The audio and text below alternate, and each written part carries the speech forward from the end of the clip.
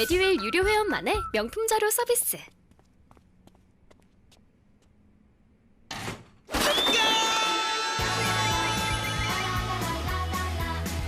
고퀄리티 명품 자료의 혜택. 오직 에듀윌 유료 회원에게만. 자, 다음 7번 화재 조사 및 보고 규정입니다. 자, 우리 화재 조사는 소방기본법에서 여러분들 공부를 했었습니다. 그런데 그거의 구체적인 규정이 따로 있습니다.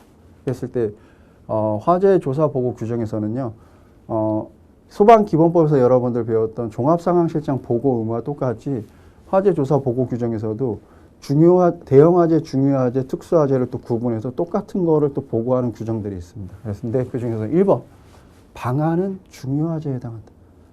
방화는 중요화재 그 화재 종류 그 보고 규정에 어디에도 해당되지는 않습니다. 그래서 답이 바로 1번이 나오는 거고요. 자, 이거는 소방기본법에서 배우죠. 화재 조사는 원인 조사와 피해 조사 두 가지로 나눕니다.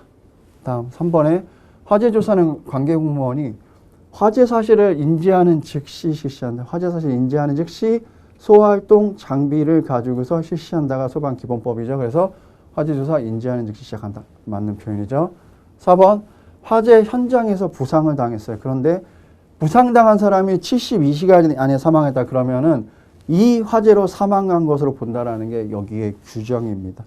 뭐 실려갔어요. 실려가서 뭐 그날 사망할 수도 있지만 며칠 더 생존하시다. 그런데 그 생존 기간을 72시간 이내를 넘어가면은 이제 다른 합병증으로 사망했다라고 보는 거고 72시간 이내다 그러면은 해당 화재로 인한 사망 사고로 잡는다가 기본 원칙이 됩니다.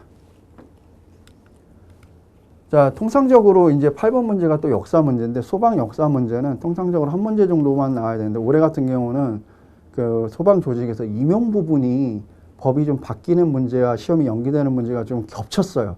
그러다 보니까 임용 부분이 한 문제도 안 나와요. 사실은 임용 부분이 굉장히 중요한 부분인데 한 문제도 안 나오다 보니까 조직 부분에서 역사 문제가 한 문제가 더 나왔습니다.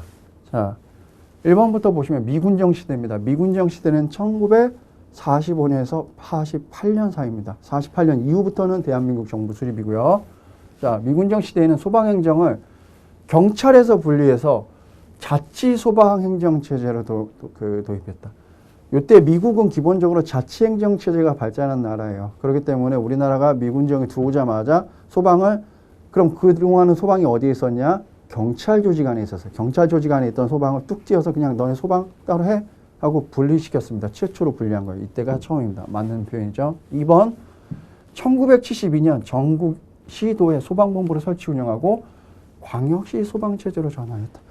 자, 우리나라는 현재도 광역시 소방체제입니다. 이 광역시 소방체제는요. 1992년이고요. 1972년은 통상적으로 최초의 소방본부가 설치됩니다. 어디에만? 서울과 부산 두 군데만 설치되고 92년이 돼야 전국의 모든 광역시 소방본부를 설치합니다. 그래서 2번이 틀렸죠. 그래서 보통 70년에서 92년 사이를요, 국가주도형의 이원적 소방체제라고 합니다. 왜냐하면 서울과 부산은 소방본부가 있어요. 거기는 자치체제고요. 서울과 부산을 제외한 나머지는 국가소방체제였습니다. 그래서 신분도 서울과 부산은 소방공무원 신분이고 나머지 지역은 경찰 신분이었어요. 그래서 좀 이게 이원화되어 있던 시절이었다 생각하시면 되고요. 답은 2번이 되고요. 3번 소방공무원은 공무원 분류상 경력직 공무원 중 특수 경력직 공무원에 해당한다. 자, 여기서는 지금 1번만 이거 옳은 걸 찾는 거죠. 그래서 1번은 맞고요. 2번은 틀렸고요. 3번 보시면 경력직 중 공무원 중 특수 경력직 공무원이다. 자, 소방 공무원은요, 이건 정확하게 여러분들 암기하고 가셔야 됩니다. 자, 특수자가 빠져야 돼요. 경력직 중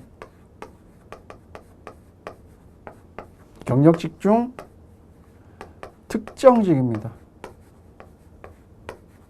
경력직 중 특정직입니다. 혹은 아예 그냥 특정직만 써도 상관은 없어요. 특정직 공무원이다 하는 문제도 맞는 문제이지만 특수경력직이란 말은 안 붙습니다. 경력직 중 다 쓰면 경력직 중 특수경력직, 경력직 중 특정직인 거고요.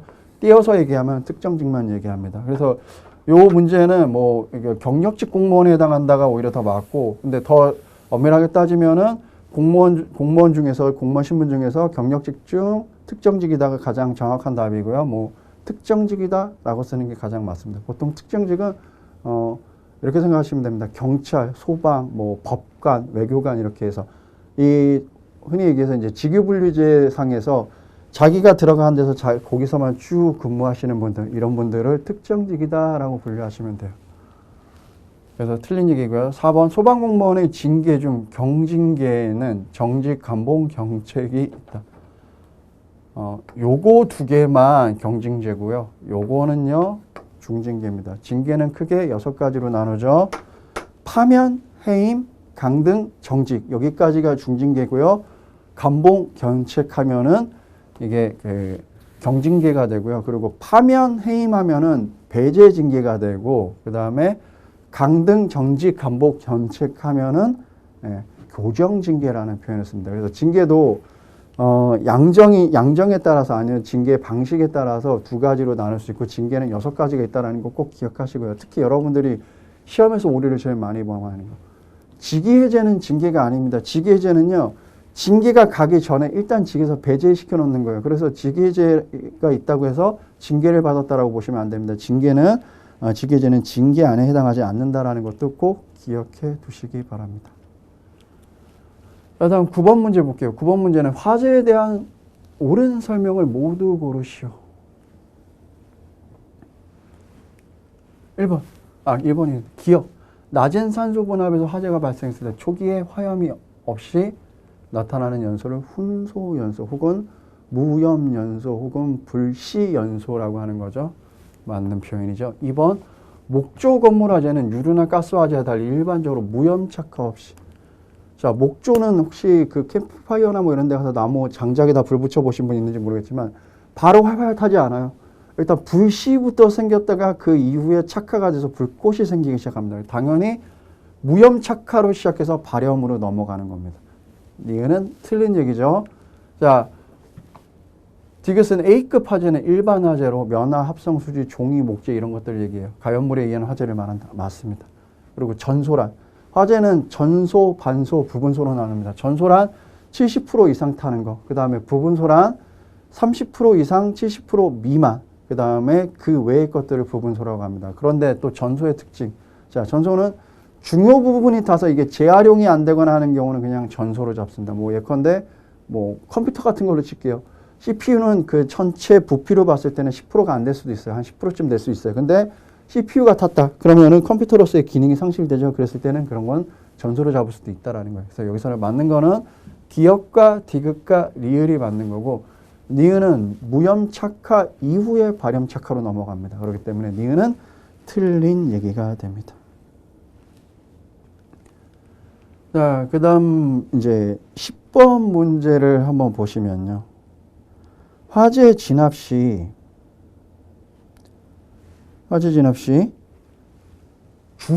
주수소화는 물 뿌리는 걸 얘기합니다. 그래서 여러분들 누누이 얘기한 적이 있었습니다. 1류부터 6류까지 지종 수량이랑 이런 거 외우실 때 포인트는 각 그 1류부터 6류 그 위험물들 중에서 주수소화가 되는 것과 안 되는 것을 구분하는 걸 1차적으로 구분해서 먼저 외우시는 습관부터 들이셔야 돼요. 자, 왜냐하면 우리가 일반적으로 불을 끌 때는 물부터 뿌리지 뭐 다른 거 생각 잘 안 해요. 저와 같아도 물부터 뿌리는 거 생각하고요. 물을 뭐 얼마나 뿌리냐라고 물어보면 저는 뭐 그냥 이렇게 얘기할 것 같아요. 그냥 불 꺼질 때까지 많이 뿌려야지 이렇게 얘기할 것 같아요. 그렇기 때문에 물이 기본입니다. 자, 화재 진압 시 주수소화에 적응성이 있는 위험물로 오른 거예요. 주수소화라는 건 물을 뿌릴 수 있는 것들을 물을 뿌려서 불을 끌 수 있는 겁니다. 자, 1번 황하린, 이거는 자 제2류 위험물입니다. 주수소화 금지입니다. 2번 질산 에테르류, 이거는 5류 위험물입니다. 이거는 주수소화가 기본입니다. 자, 여러분들 외우실 때 기억하시죠? 5류 위험물들은요 질식소화가 아무 소용이 없습니다. 3번 유기금속 화합물. 금속 화합물은 기본적으로 주수소화 금지고 건조사가 기본이고요. 알칼리 금속의 과산화물. 이것 또한 기본적으로 주수소화는 안 됩니다. 근데 만약에 이게 황화린이 황린이라고 나왔다. 그럼 이게 주수소화의 또 대상이 되죠. 황린은 삼류 위험물 중에서 유일하게 물로 끓일 수 있는 그 위험물이 됩니다. 그래서 그것까지 해서 명확하게 지정 수량이랑 해서 같이 좀 기억해 두시기 바랍니다. 자, 다음은 11번 문제 살펴보도록 하겠습니다. 11번 문제는요. 폭발에 대한 설명으로 옳지 않은 것은 이라고 물어봤습니다. 올해 유독 이게 이의제기가 가장 많았던 문제 중에 하나인데 요건 특히 그 3번 지문 때문에 그런데요. 자, 1번부터 한번 살펴보시면요. 자, 증기폭발은 폭발 물질의 물리적 상태에 따른 분류 중 기상폭발에 해당한다. 자, 물리적 상태에 따라 나누면요. 물리폭발과 화학적 폭발 두 개입니다. 근데 증기폭발은요. 공기 중에 유증기 같은 것들이 떠다니다가 거기에 불꽃이 붙어서 화염에 의해서 터지는 겁니다. 그렇기 때문에 뭐 기상폭발이 아니라요. 물리적 상태에 따라 분류할 때는요. 화학적 폭발에 해당한다라고 보셔야 됩니다. 그래서 여기서 바로 답이 1번이 되고요. 1번이 되는 거고요. 자, 다음 2번. 폭갱은요. 연소화를 하면서 굉장한 소음이 났다라고 생각을 하시면 돼요. 어떤 경우로 생각하시면 되냐면 배트맨 차 뒤에서 로켓 연료가 돼서 순간적으로 터보 엔진이 붙는 것 같은 거 그런 것들이 폭갱의 대표적인 예라고 볼 수 있는데요. 자, 폭갱은 연소 반응으로 발생한 화염의 전파 속도가 음속 소리보다 빠른 겁니다. 이걸 폭갱이라고 한다. 그럼 폭갱의 보다 좀 낮은 단계는 폭연이 되겠죠. 그건 아음속이라고 해서 소리보다 늦는 상태를 얘기하죠. 자, 특히 올해 이거 3번 문제 때문에 많은 이의제기가 있었던 걸로 아는데요. 3번은 블레비입니다. 블레비는 액화 가스 저장 탱크 폭발 현상인데요. 자, 액화 가스 저장 탱크 등에서 외부 열원에 의해서 급격히 압력 상승으로 인해서 파열되는 현상이며 폭발에, 자, 여기도 문제에 뭐라고 나왔냐. 외부 열원에 의해서 과열되어 급격하게, 즉 액기역이나 취성파기입니다. 여기서 터졌어요. 이거는 물리폭발입니다. 물리폭발 이후에 불꽃이 붙어서 화염이 전파되는 순간부터 화학적 폭발로 봐야죠. 그래서 자, 이거는 원인까지밖에 안 물어봤어요. 그럼 당연히 이건 폭발의 분류 중 물리폭발로 분류해야 되는 거지. 이거를 자꾸 화염이 화학적 폭발이라는 건요. 결과값이에요. 불꽃이 붙어야 돼. 그러려면 여기 설명에도 뭔가 불꽃이라는 얘기가 있었어야 되는 겁니다. 근데 외부 열원에 의해서 과열돼서 급격한 압력 상승의 원인으로 파열되었다. 그럼 이거는 저장 탱크가 터지는 과정까지만 지금 썼어요. 기본적으로 블레비는 물리폭발과 화학폭발이 양립합니다. 즉 병립한다라는 표현을 쓰는데 원인 기준으로 이 터지는 것까지만 봤을 때는 물리폭발이 맞고요.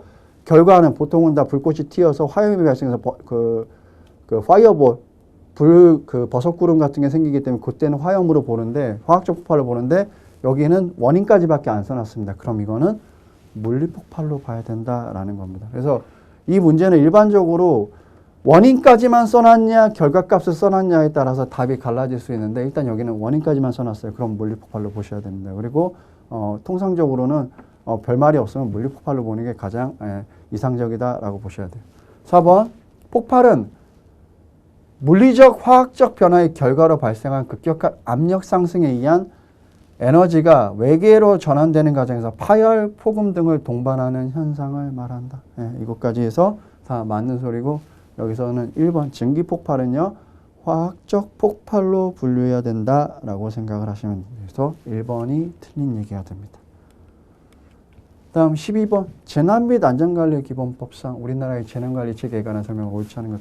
자, 통상 소방 조직과 재난 및 안전관리 기본법에서 한 3개, 3개나 4개, 4개 이 정도 수준 나옵니다. 그래서 통상 보통은 한 30% 정도 2개가 합쳐서 30% 정도 나오거나 많아야 40% 정도 수준이에요. 나머지는 연소화재 이론에서 12개에서 14문제, 많으면 15문제까지도 나와요. 그쪽에서는. 연소화재 이론하고 소화 이론까지 합치면. 그래서 비율을 잘 맞춰서 공부를 좀 해주시기 바랍니다. 1번. 재난 및 안전관리의 중요한 정책을 심의하기 위해서 국무총리 소속으로 중앙안전관리위원회를 준다. 중앙안전관리위원회의 가장 또 큰 일은 재난사태 선포할 때 심의기구이기도 하죠. 안전관리위원회를 둡니다. 맞습니다. 2번 대통령령으로 정하는 재난의 대응 복구를 총괄하기 위해서 행정안전부에 중앙재난안전대책본부를 둔다. 기본적으로 행정안전부에 두게 돼 있고요. 행정안전부 장관이 대책본부장을 맡는데 사안이 큰 경우 같은 경우는 총리가 맡을 수도 있습니다. 지금 뭐 이 현재는 뭐 그 대구 경북 지역에 재난 사태 선포를 하고 그쪽에 그 코로나 문제 때문에 대책본부가 세워졌을 때 그 대책본부장은 현재는 총리가 맡고 있죠. 이거는 법에 정해져 있어요. 사안이 큰 경우 뭐 행정안전부 장관만 해결이 안 된다 그럼 국무총리가 맡을 수 있다라고 법에 규정이 있습니다. 근데 원칙은 행정안전부 장관이 맡는 게 맞어요.